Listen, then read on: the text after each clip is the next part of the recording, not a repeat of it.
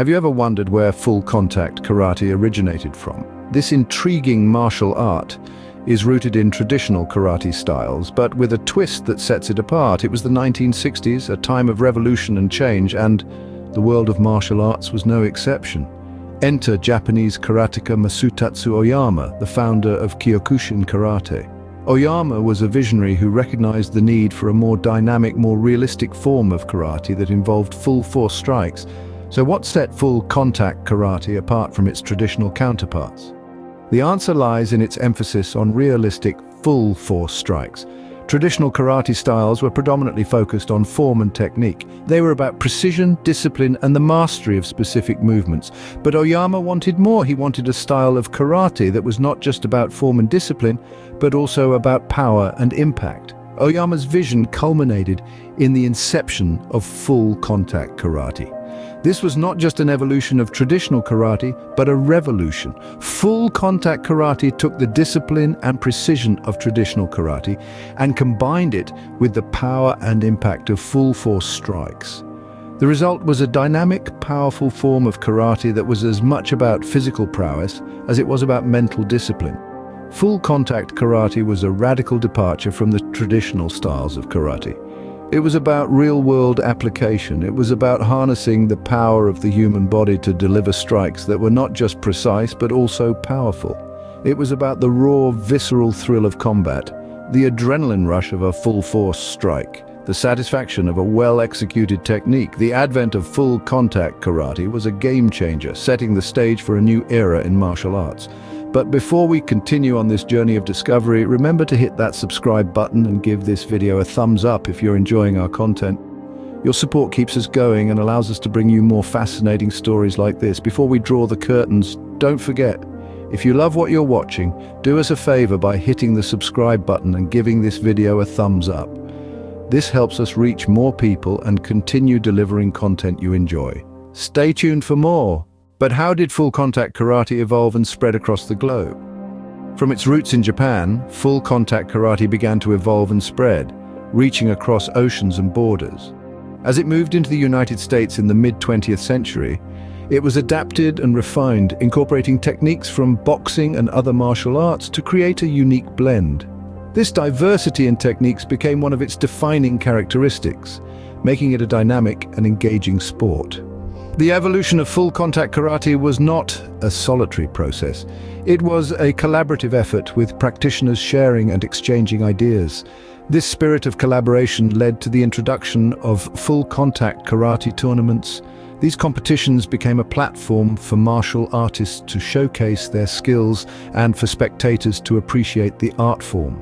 These tournaments played a significant role in popularizing full contact karate. They brought together fighters from different backgrounds, creating a melting pot of styles. Notable fighters emerged, captivating audiences with their prowess and technique. Their performances in the ring not only entertained, but also inspired others to take up full contact karate. As full contact karate gained popularity, it began to spread to other parts of the world. Europe, South America, and Australia are just a few examples of regions where full contact karate took hold. In each new location, full contact karate was again adapted to fit the local culture, creating a variety of styles and techniques that continue to enrich the sport. The spread of full contact karate was not just geographical, it permeated popular culture, appearing in films and television shows and influencing other forms of martial arts. Its influence extended beyond the dojo, shaping perceptions of martial arts and contributing to its mainstream acceptance. Full contact karate had made its mark, but the world of martial arts was about to see another monumental shift. So, when did we first see the emergence of mixed martial arts, or MMA? The early 90s marked a pivotal moment in martial arts history with the inception of the Ultimate Fighting Championship, or UFC, right here in the United States. The UFC was a groundbreaking venture, aiming to answer a question that had been on the minds of martial arts enthusiasts for decades. Which martial art is the most effective in a real, unregulated fight? This burning question led to the creation of a platform where various martial arts styles could compete against each other in a no-holds-barred environment. But the UFC did more than just pit different styles against each other. It became the birthplace of a new kind of martial art. A hybrid style, if you will, which we now know as mixed martial arts or MMA. MMA is a melting pot of techniques, drawing from a vast array of martial arts disciplines, from the striking techniques of boxing and karate to the grappling and ground combat of Brazilian jiu-jitsu and wrestling.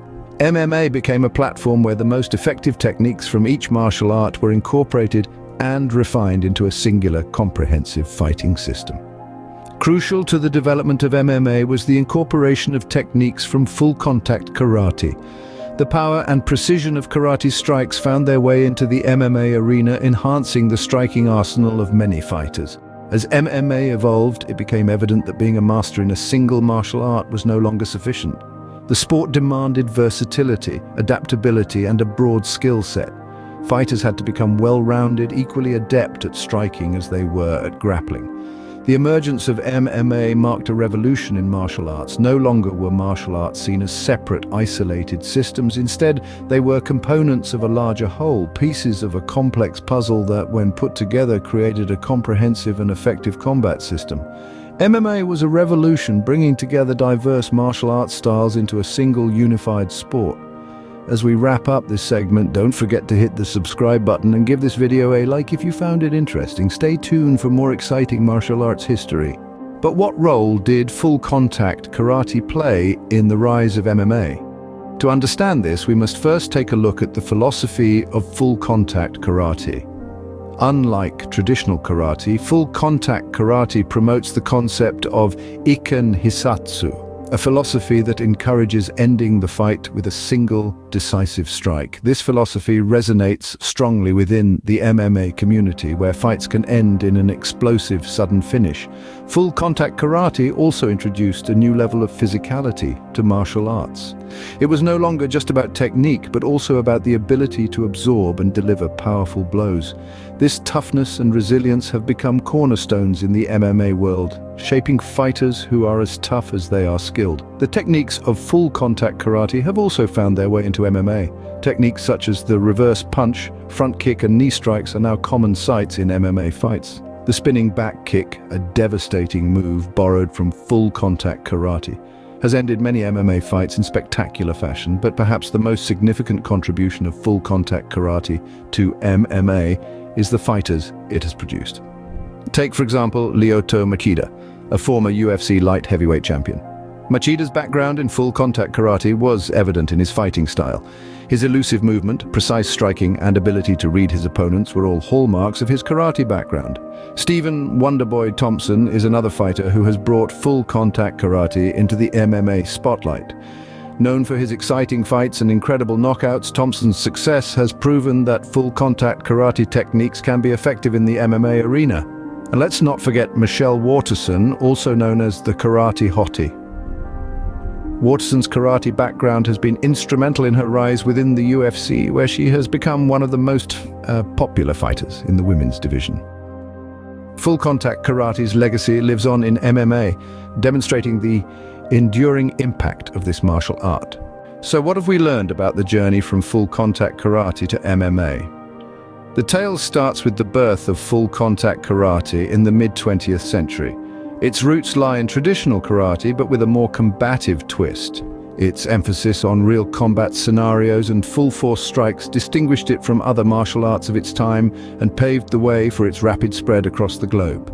As it spread, full-contact karate evolved, incorporating elements from other martial arts, adapting to local cultures and fostering a spirit of innovation. This adaptability not only allowed it to flourish, but also set the stage for the emergence of a new form of combat sport. This brings us to the emergence of mixed martial arts, or MMA.